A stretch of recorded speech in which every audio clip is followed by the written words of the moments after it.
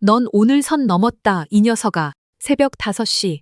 아직 어둠이 완전히 걷히지 않은 자갈치 시장은 하루를 시작하는 이들의 숨가쁜 움직임으로 이미 활기를 띠고 있었고, 칼을 가는 날카로운 쇳소리, 어선에서 물건을 내리는 덜컥거리는 소리, 그리고 각자의 자리에서 삶을 벌이는 상인들의 거친 말소리가 뒤엉켜 바닷바람을 타고 퍼져나갔다. 그런 시장 한가운데 윤복 할머니는 자신의 작은 좌판 앞에 조용히 앉아 고등어 한 마리를 마치 묵은 원한이라도 있는 양 노려보고 있었고, 쌀쌀한 새벽 공기 속에서 스스로에게 말하듯 낮고 단단한 목소리로 중얼거렸다. 네가 새벽에 내 꿈에 나타나서 그러는데 오늘은 내 좌판에 오지 마라 했잖아. 근데 여기 왜 왔나? 그녀는 굳은 살과 주름이 뒤섞인 거친 손으로 비누를 긁어내며 혼잣말을 이어갔고, 그 손끝에는 고단한 세월이 눌러앉아 있는 듯했다. 좌판은 시장 입구에서 조금 떨어진 곳에 작게 자리 잡고 있었고, 규모도 작고 판매하는 물건도 몇 가지 되지 않았지만 물건 하나하나가 가지런히 정돈되어 있었고, 먼지 한 톨 없이 말끔하게 정리된 모습은 누가 봐도 그녀가 하루하루를 얼마나 정성스럽게 준비하는지 느낄 수 있게 했다. 시장을 오가는 사람들 중에는 그런 그녀를 두고 정신 나간 할매라고 수군거리기도 했지만, 윤복 할머니는 그런 말에 전혀 개의치 않는 눈치였고, 오히려 그 소문과는 다르게 무너짐 없이 또렷한 눈빛으로 자신의 자리를 묵묵히 지키고 있었다. 그러다 비린내 섞인 공기를 가르며 다시금 혼잣말처럼 툭 내뱉은 말 한마디가 그녀의 속마음을 슬며시 드러냈다. 근데 요즘 젊은 것들은 왜 이렇게 말을 안 듣는지 모르겠어.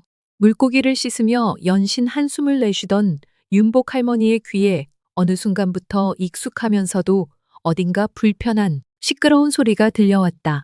처음엔 평소와 다를 바 없는 시장의 소음이라 여겼지만 그 소리는 점점 가까워졌고, 마침내 그녀는 천천히 고개를 들었다. 이 할매 아직도 살아있네? 내가 지난번에 뭐라 했지? 이제 그만 자리 비우라고 했잖아. 거친 말투로 다가온 이는 철수였고, 그의 뒤로는 언제나처럼 따라다니는 패거리들이 어깨를 으쓱이며 뒤따르고 있었다. 그들이 등장하자 평소 시끌벅적하던 시장 분위기는 순식간에 싸늘하게 식었고, 상인들은 하나둘 고개를 숙인 채 자신들의 일에만 집중하는 척하며 그들과 눈을 마주치지 않으려 애썼다. 아이고, 철수 도련님 오셨네. 이렇게 일찍 오시면 저는 준비가 안 됐는데요. 그리고 보호비 드릴 돈은 다음 주에. 윤복 할머니의 말이 끝나기도 전에 철수는 콧방귀를 뀌며 그녀의 자판 앞으로 다가섰다. 돈? 내가 돈 때문에 온 줄 알아? 할매, 여기 자리가 문제라니까. 이젠 젊은 사람들이 들어와야지. 할매같이 늙은이들은 집에 가서 쉬어야지. 이제 그만 자리 좀 비켜주세요. 말투는 겉으로 공손했지만 그 속에 담긴 뻔한 위협과 압박은 누구라도 쉽게 느낄 수 있는 것이었다. 그러나 윤복 할머니는 조용히 웃으며 손에 쥐고 있던 칼을 천천히 내려놓았고, 그녀의 눈빛에는 두려움보다는 오랜 세월에 지친 피로가 고스란히 담겨 있었다. 철수 도련님, 이 자리가 내 평생 삶의 터전인데 어디로 가란 말입니까? 그 말 끝에 스민 떨림은 비단 노쇠함 때문만은 아니었다. 윤복 할머니의 말이 끝나기도 전에 철수는 한쪽 입꼬리를 비틀며 비웃었고, 그의 신발 앞코는 어느새 할머니의 좌판 근처까지 성큼 다가와 있었다. 시장 안은 여전히 고요했다. 상인들은 여전히 고개를 숙인 채 들리는 척도 안 들리는 척, 보이는 척도 안 보이는 척 자기 일만 하는 중이었다. 그때였다. 그만하시지요. 등 뒤에서 들려온 낮지만 단단한 목소리에 철수는 뒤를 획 돌아보았다. 그곳엔 장을 보던 듯한 양복 차림의 중년 남자가 서 있었다. 그의 눈빛은 차갑고 또렷했으며 단번에 이 상황을 꿰뚫고 있는 듯했다. 누구세요? 철수가 짜증 섞인 말투로 물었다. 남자는 앞으로 한 발짝 다가섰고 윤복 할머니와 철수 사이에 천천히 몸을 들이밀며 말했다. 지나가던 사람입니다. 그런데 누가 봐도 이건 장사하시는 어르신을 몰아붙이는 걸로 보이네요. 이봐요. 시장 사정도 모르면서 끼어들지 마요. 이 자리 문제야. 원래 이 할매가 오래 앉아 있긴 했는데 그렇다고 해서 이렇게 군림하듯 말하는 게 맞다고 생각하십니까?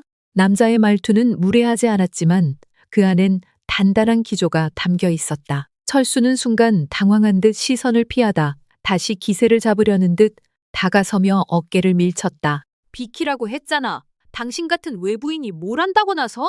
그의 어깨가 남자의 어깨에 세게 부딪혔다. 그 찰나 묵직한 긴장감이 주변 공기를 꾹 눌렀다. 옆가게 상인의 손에 들린 고무장갑이 멈췄고 생선 손질을 하던 칼날도 허공에서 멎었다. 남자는 한 발 물러나며 중심을 잡고 한쪽 눈썹을 살짝 치켜 올렸다. 손 대이셨네요. 철수는 말문이 막힌 듯 순간 눈을 깜빡였고 주변을 둘러보았다. 패거리들은 망설이며 상황을 지켜보는 중이었고 시장 사람들의 눈길이 은근슬쩍 이쪽으로 쏠려 있었다. 남자는 조용히 명함 하나를 꺼내 철수의 가슴팍 쪽으로 내밀었다. 윤복 할머니와 철수 모두가 동시에 그 글자를 확인했다. 박진우 중소기업청 감사실. 이건 협박도 위협도 아닙니다. 단지 이 시장이 당신들 몇 명의 소유물이 아니라는 걸 상기시켜 드리는 거죠. 철수는 명함을 뺏지도 않고 그 자리에 멈칫 서 있었다. 주변의 공기는 여전히 무겁고 눅눅했지만 균열이 생기기 시작했다. 윤복 할머니는 작게 숨을 들이마신 뒤 살짝 미소를 지으며 말했다. 진우, 맞지? 네 목소리 그대로네. 박진우는 고개를 돌려 윤복 할머니를 바라보았다. 그때처럼 또 나서게 되네요, 윤 이사님. 그 순간 멀리서 바람에 흔들리는 비닐 천막 소리가 조용히 섞이며 묵직하던 공기가 서서히 움직이기 시작했다. 그 순간 철수는 박진우의 명함을 노려보다가 버럭 소리를 질렀다. 이딴 게 뭐라고? 누가 감히 시장 일에 참견이야? 말이 끝나기 무섭게 그는 박진우의 어깨를 강하게 밀쳤고 박진우도 더는 물러서지 않았다. 두 사람의 어깨가 부딪히며 몸이 휘청였고 순간적으로 서로를 밀고 막는 실랑이가 시작됐다. 시장 한복판에서 일어난 예상치 못한 몸싸움에 주변 상인들이 깜짝 놀라 뒷걸음질 쳤고 몇몇은 벌써 휴대폰을 꺼내들었다. 그만들 하세요, 제발! 윤복 할머니는 떨리는 손으로 두 사람 사이로 달려들었다. 힘없는 몸이었지만 그녀는 온 힘을 다해 팔을 벌려 두 사람을 막아섰다. 손등은 땀으로 젖어 있었고 얼굴에는 공포와 당황이 뒤섞여 있었다. 제발 여기 시장에서 이러지 마요. 우리 다 먹고 살려고 나왔잖아요. 하지만 그 순간이었다. 어디선가 들려오는 날카로운 울음소리가 주변을 가르며 튀어나왔다. 엄마, 시장의 한켠에서 엄마를 잃은 듯한 꼬마아이가 울음을 터뜨리며 이쪽으로 달려오고 있었다. 아이의 볼은 눈물로 범벅이었고 조그마한 손은 허공을 허우적대며 엄마를 찾아 헤매는 듯했다. 그 아이는 울음을 참지 못한 채 두 사람 사이의 긴장 속으로 그대로 뛰어들었고 순간 철수가 소리쳤다.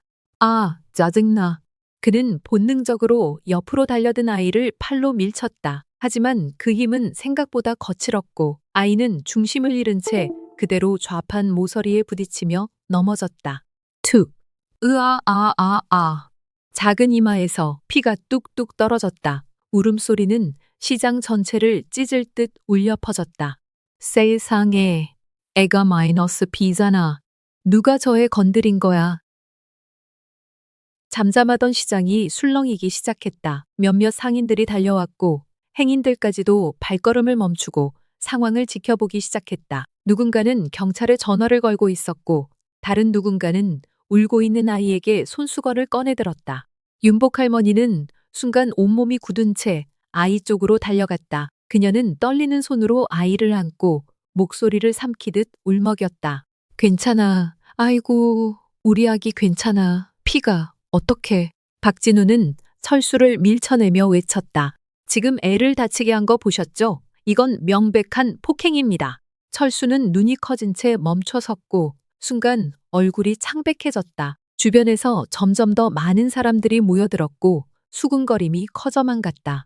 경찰 부르세요. 아이 엄마 어디 계세요? 이거 뉴스에 나가야 하는 거 아니야? 그때 한 여성이 비명을 지르며 사람들 사이를 헤치고 달려왔다. 소영아. 아이의 엄마였다. 그녀는 땅에 앉아 아이를 안고 피범벅이 된 이마를 보며 울음을 터뜨렸다. 그 순간 윤복 할머니의 눈에 맺힌 눈물이 조용히 뺨을 타고 흘렀다. 그 눈물은 고된 삶의 무게였고 자식 같은 아이가 다치는 걸 본 죄책감이었고 무엇보다도 이제 이 시장이 더는 안전하지 않다는 사실에 대한 절망이었다. 윤복 할머니는 떨리는 팔로 아이를 다른 아주머니에게 넘기고 천천히 일어섰다. 눈빛은 더 이상 흔들리지 않았고 거칠게 말려 들어간 손가락은 분노로 달아올라 있었다. 그녀는 한 걸음 또 한 걸음 철수에게 다가가며 차갑고 단호한 목소리로 입을 열었다.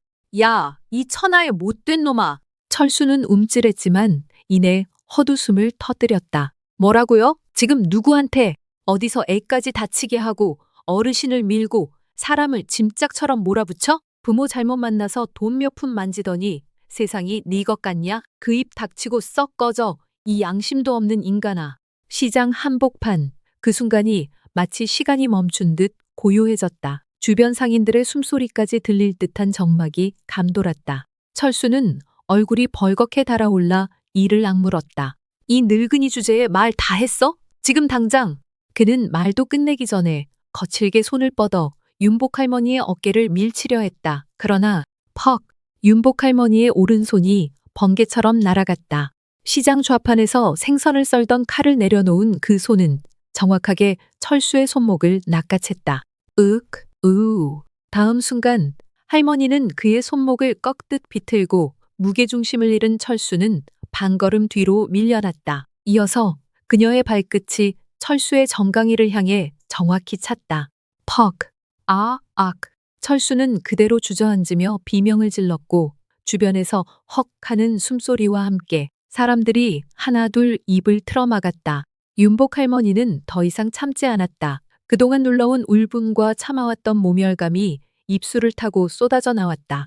내가 누구한테 이 소리까지 듣고 살아야 돼? 내가 누구라고? 삼화건설 이사였던 윤복이야. 너 같은 싸구려 양아치들한테 고개 숙이고 살 만큼 만만한 사람 아니야. 네가 뭔데 여길 휘저어? 이 시장은 나 같은 사람이 지켜온 거야. 너 같은 인간들이 더럽히는 자리가 아니라고. 박진우는 그 모습을 멍하니 바라보다가 작게 중얼였다. 진짜다. 저게 윤 이사님이다. 그제야 철수의 패거리들조차 숨을 꿀꺽 삼키며 뒤로 물러섰고 시장 상인들 사이에서도 박수 소리가 조용히 번지기 시작했다. 처음엔 한두 명이었지만 이내 이곳저곳에서 작게 박수를 치는 소리가 터져나왔다. 딱, 딱, 딱. 처음엔 조심스럽던 박수는 이내 진심 어린 존경과 지지로 바뀌었고 윤복 할머니는 그 자리에 선 채 가쁜 숨을 몰아쉬며 철수를 내려다보았다. 늙은이라고 무시하지 마라. 늙었어도 난 끝까지 물러서지 않는다. 윤복 할머니는 천천히 허리를 펴고 머플러를 주워 목에 다시 걸었다. 긴장은 아직 풀리지 않았지만 그녀의 눈빛은 오히려 한층 더 맑아지고 있었다. 세월이 깊게 패인 얼굴엔 땀이 맺혀 있었지만 그 표정은 평생을 무너뜨리지 않고 살아온 사람만이 가질 수 있는 단단함으로 빛났다. 박진우는 할머니의 옆에 서서 아직도 주변을 어리둥절하게 바라보는 상인들을 향해 목소리를 높였다. 이분이요, 저한텐 단순한 옛상사도 아니고 존경의 상징이었습니다. 특전사 시절 몇 명은 밤마다 몰래 울고 나가려고도 했어요. 근데 이분이 우리 훈련장에 그 꼬라지로는 집에 가도 부모 얼굴 못 본다고 딱 한마디 하는데 아무도 도망 못 쳤습니다. 사람들 사이에서 키득거림이 터졌고 누군가 헐, 진짜 그랬어요? 하며 물었다. 박진우는 고개를 끄덕이며 웃었다. 저도 그중 하나였죠. 근데 지금은 감사해요. 덕분에 저는 공직자까지 올 수 있었고 윤중령님 덕에 버텼어요. 윤복 할머니는 박진우를 바라보며 미소 지었다. 그 미소는 마치 잘 컸구나 하고 말해주는 어머니의 그것처럼 따뜻하고 단단했다. 그리고 그 순간 시장 입구 쪽에서 조심스럽게 다가오는 철수의 모습이 다시 보였다. 그는 겁먹은 듯 눈치를 살피며 손을 비비고 있었고 얼굴엔 후회와 불안이 번져 있었다. 그는 박진우와 할머니 앞에 멈춰 섰다. 정말 죄송합니다. 전 그런 분이신 줄은 몰랐고 그냥 박진우가 낮게 되물었다. 철수는 한숨을 푹 쉬고 고개를 깊게 숙였다. 그동안 제가 너무 함부로 굴었던 것 같아요. 죄 없는 분들한테 보호비랍시고 돈 뜯고 자리 빼앗으려 하고. 근데 오늘 제가 진짜 부끄럽고 무섭더라고요. 윤복 할머니는 조용히 그를 바라보다 단호히 말했다. 무서워서가 아니라 부끄러워서 물러날 수 있는 사람이 되길 바란다. 그래야 네가 살아. 그 말에 철수는 눈을 껌뻑이며 고개를 숙인 채 아무 말도 하지 못했다. 그는 뒤를 돌아 걸어갔고 그 뒤를 따르던 이들도 더 이상 말없이 흩어졌다. 그 순간 시장 전체가 묘한 침묵에 잠겼다. 누군가는 숨을 내쉬었고 누군가는 손을 놓았다. 그리고 누군가가 먼저 웃음을 터뜨렸다. 허허, 대체 우리랑 장사하던 분이 중령이었을 줄이야. 이거 오늘 회식해야 하는 거 아니여? 윤중령님 환영회로다가 할머니, 진짜 멋져요.